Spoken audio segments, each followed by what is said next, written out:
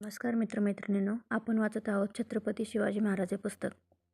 याचे लेखक आहेत कृष्णराव अर्जुन किर्लोस्कर. याचे एकूण 27 भाग आहेत. आपण आतापर्यंत 24 भाग वाचलेले आहेत. आज आपण भाग 25वा मोगलांशी शेवटले युद्ध प्रसंग इथून वाचण्यास सुरुवात करूया. महाराजांनी कर्नाटकातल्या बऱ्याच मुलखावर कायमची सत्ता बसवून विजापूरकरांचा तिकडील अंमल पुष्कळ कमी केला व तिकडूनही त्या शाहीवर पक्का शह बसवला. हे पाहून औरंगजेबास असे वाटू लागले की आता शिवाजी महाराज आदिलशहाच्या उरलेल्या मुलखावर चोहीकडून गर्दी करून ती शाही बुडवून टाकतील व आपला अंमल थेट रामेश्वरापर्यंत बसवतील आणि आपला बेत जो दक्षिणेतील दोन्ही मुसलमानांनी शाह्या बुडवून दक्षिणेत समुद्रापर्यंत एकछत्री सत्ता करण्याचा तो आता निष्फळ होईल. तो व्यर्थ न व्हावा म्हणून त्याने शिवाजी महाराज कर्नाटकातून येण्यापूर्वी आदिलशाही बुडवण्याचा निश्चय करून बहादूर खानास ती कामगिरी सांगितली. पण त्याच्या हातून काही न झाल्यामुळे त्याला दक्षिणेच्या सुभेदारीवरून दूर करून मोअझिम यास पुन्हा त्या सुब्यावर पाठवले आणि दिलेर खानाने मोठ्या सैन्याने विजापूर शहरावर चालून जाण्याचा बेत केला. मसाऊद खानाने महाराजांकडे मदत मागितली ती देण्याचे ठरवून त्यांनी आपले घोडदळ विजापुरास पाठवले. परंतु महाराजांच्या या लोकांना मसाऊद खानाने विजापुरात प्रवेश करू दिला नाही. किल्ल्यावरही ठाणे ठेवू दिले नाही. तेव्हा त्यांनी आत शिरण्याचा प्रयत्न केला, पण किल्ल्यांवरून तोफांचा बडीमार होऊ लागल्यामुळे तो किल्ला सर करण्याच्या खटापटीस ते लागले. इतक्यात दिलेर खान जवळ येऊन ठेपला असे पाहून ते तेथून निसटले. इकडे दिलेर खानाने विजापुरास वेढा दिला असे कळताच महाराजांनी त्याच्या पाठीवर जाण्याचे सोडून भीमा नदीच्या अलीकडील मोगलांच्या मुलखात शिरून तो लुटण्याचा सपाटा चालवला. त्यांनी मोगलांची धरमगाव, चोपडा, जालना वगैरे व्यापाऱ्यांची शहरे लुटली. ही लूट घेऊन ते माघारी राज्यात यावयास निघाले तेव्हा मोगलांच्या रणमस्तक खानाने त्यांना संगमनेरापाशी गाठले. येथे त्यांची मोठ्या निकराची लढाई झाली. महाराजांचे 1-2 चांगले सरदार या लढाईत पडले. तरी पण न डगमगता ते शत्रूंशी मोठ्या आवेशाने लढले. महाराज जीवाची पर्वा न करता हातात शस्त्र घेऊन सगळ्यांच्या पुढे सरसावून लढले. आपला धनी असा जीवावर उदार होऊन लढत आहे हे पाहून सगळ्या लोकांना मोठे स्फुरण चढले आणि त्यांनी मोगलांचा पुरा मोड केला. हे वर्तमान कळताच शहजाद्याने त्या सरदारांच्या कुमकेस केशनसिंगाला मोठी फौज देऊन पाठवले आणि त्यामुळे मोगलांचा रानमाळ पांगलेला लोकांस नवा दम येऊन ते सगळे एकवट झाले आणि महाराज ज्या खिंडीतून खाली उतरणार होते तिकडे धावत जाऊन तेथे त्यांची वाट पाहत बसले. तेव्हा महाराजांचा हेर हिरजी नाईक याने त्यांचे थकलेले सगळे सैन्य दुसऱ्याच एका खिंडीतून खाली नेले आणि मोगलांच्या सैन्यास त्याचा पत्ता न लागून निराश होऊन माघारी जावे लागले. महाराज तिथून निसटून पट्टा येथे सुखरूप गेले. तेथे 1 दिवस विश्रांती घेऊन ते मिळालेली लूट घेऊन रायगडावर गेले. या पट्टा येथे त्यांना विश्रांती मिळाली म्हणून त्यांनी त्यांचे नाव विश्रामगड असे ठेवले आणि बहिर्जी नायकांनी ऐन संकटाच्या प्रसंगी आपला बचाव केला म्हणून त्याला मोठे इनाम महाराजांनी दिले. या विश्रामगडाच्या आसपासचे किल्ले व प्रांत काबीज करण्यासाठी त्याने मोरोपंतास पाठवले. त्याने ही कामगिरी उत्तम प्रकारे शेवटास नेली. ही अशी धामधूम त्यांनी मोगलांच्या अंमलात चालवली असूनही दिलेर खानाने विजापूर शहरास घातलेला वेढा एतकिंचितही ढिला केला नाही. तेव्हा मसाऊद खानाने महाराजांकडे पुन्हा मदत मागितली. ती देण्यासाठी ते विजापूरकडे चालले असताना त्यांना संभाजीराजे पळून जाऊन दिलेर खानास मिळाल्याची बातमी कळाली. ते ऐकताच ते पन्हाळगडाकडे परत आले आणि हंबीरराव विजापूरकरांच्या मदतीस गेले. आता संभाजीराजे पळून जाण्याचे कारण सांगितले पाहिजे. या युवराजांना सुशिक्षण प्राप्त व्हावे म्हणून महाराजांनी करवेल तेवढी चांगली तरतूद केली होती. तरी त्यांचे आचरण नेहमी उन्मत्तपणाचे व अनर्गल असे. हे पाहून महाराज नेहमी खिन्न असत. महाराजांनी त्यांना पन्हाळ्यावर अटकेत ठेवले होते. महाराज मोगलांच्या मुलखात दूरच्या स्वारीवर गेले असे पाहून संभाजीराजे किल्ल्यावरून पळून दिलेर खानात जाऊन मिळाले. ही घरफूट पाहून खानास अर्थात आनंद वाटला. दिलेर खानाने संभाजीराजांना पुढे करून महाराजांच्या भोपाळगडावर हल्ला केला.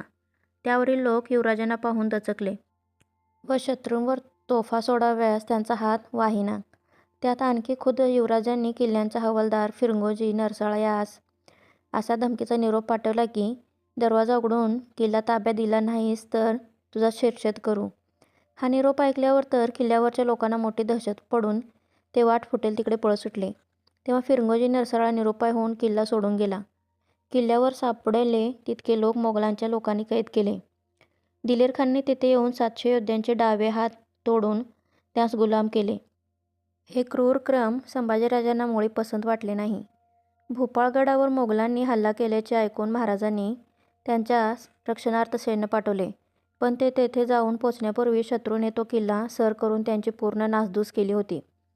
संभाजीराजांच्या पायी हा किल्ला जसा हातचा गेला तसे दुसरे किल्ले जाऊ नयेत म्हणून महाराजांनी सगळ्या किल्लेदारांना असं हुकूम पाठवला की संभाजीराजे बेदिल होऊन शत्रूस मिळाले आहेत, तरी ते कोणत्याही किल्ल्यापाशी गेले तरी त्यांना कोणीही जुमानू नये. त्यांच्याशी बेलाशक लढावे. महाराजांनी संभाजीराजांकडे कारकून पाठवून त्यांना अनेक प्रकारे बोध केला, परंतु त्यामुळे त्यांचे डोळे काही उघडले नाहीत. हंबीररावास विजापूरकरांच्या मदतीस पाठवले होते. तो तिकडे चालला असताना त्याला वाटेत रणमस्तखानाने मोठ्या सैन्यानिशी गाठले. त्याचा हंबीररावाने पुरा मोड करून त्याच्या लोकांना धुळून लाविले. मग तो विजापुरास गेला. तेथे दिलेरखानाचा विस्तीर्ण तळ पडला होता, म्हणून त्यांच्याशी समोरासमोर लढून आपल्या लोकांची खराबी करणे बरे नाही, असा विचार करून त्याने त्यांच्यावर वेळोवेळी छापे घालून त्यांच्या सापडतील तेवढ्या लोकांना कापून काढण्याचा धडाका चालविला. खानाच्या लष्करास दानावैरण कुठूनही मिळू नये असे त्यांनी केले. त्यामुळे खानाच्या लोकांची उपासमार होऊ लागली. हत्ती, घोडे व माणसे अन्ना वाचून पटापटा मरू लागली. तेव्हा अर्थात उपाय खंटून खानास आपला तळ हलवावा लागला व मराठ्यांच्या तावडीतून जेमतेम सुटून कसाबसा तो औरंगाबादेस जाऊन पडला. हंबीररावाने त्याचा शेवटपर्यंत चांगला पाठपुरावा केला. दिलेरखानाने काही दिवसांनी पुन्हा विजापूरकरांच्या मुलकात शिरून सारखा धुमाकूळ चालविला. गावोगावचे पुरुष, बायका व मुले यांना पकडून तो गुलाम करीत सुटला. गावेचे गाव त्याने जाळून पोळून बेचिराख केले. मुसलमानांच्या व हिंदूच्या बायकांनी त्यांच्या हाती लागून विटंबना व्हावयाची ती टाळण्यासाठी विहिरीत व तलावात उड्या टाकून प्राणत्याग केला. संभाजीराजे त्यांच्याबरोबर होते. त्यांना त्यांच्या या क्रूर कर्माबद्दल अतिशय वाईट वाटले व त्याचा त्यांना पुरा वीट आला. मग संधी साधून ते विजापुराकडे पळून गेले. यावेळी त्यांची बायको येसूबाईही त्यांच्याबरोबर होती. तिला त्यांनी पुरुषवेश दिला होता. विजापुरास मसाऊद खानाने त्यांचा आदरमान करून त्यांना आपल्याजवळ ठेवून घेतले. दिलेरखानास हे वर्तमान कळाले तेव्हा त्याने मसाऊद खानास लाच देऊन संभाजीरावांना कैद करून आपल्या स्वाधीन करावयास सांगितले. या गोष्टीचा सुगावा लागताच संभाजीराजे विजापुराहून रातोरात पळ काढून पन्हाळ्यास महाराज होते ते त्यांच्याकडे गेले.